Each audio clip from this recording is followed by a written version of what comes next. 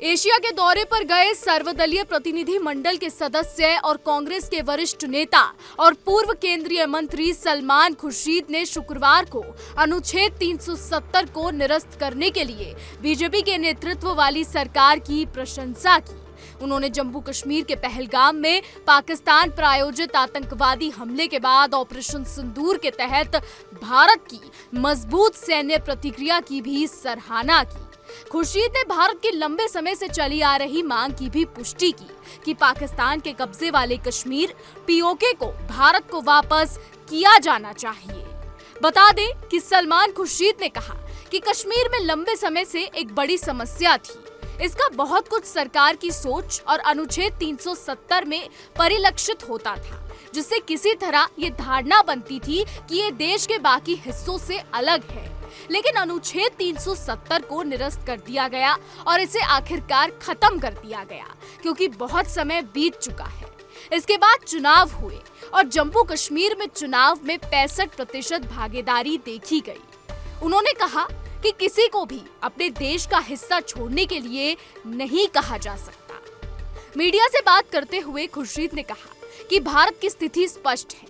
पाकिस्तान के साथ वार्ता तभी हो सकती है जब शांति के प्रति सत्यापन योग्य प्रतिबद्धता हो और सिंधु जल संधि सहित आतंकवादी गतिविधियों पर पूर्ण रोक लगे।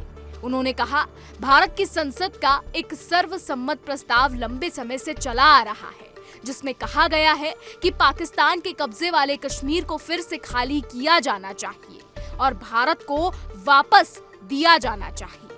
यहाँ तक कि जम्मू कश्मीर की विधानसभा में भी उस क्षेत्र में जो सीट होनी चाहिए। उन्होंने आगे उल्लेख किया कि पाकिस्तान द्वारा आतंकवाद को एक रणनीति के रूप में लगातार इस्तेमाल किए जाने के कारण भारत द्वारा किए गए कई शांति प्रयासों को पटरी से उतार दिया गया है।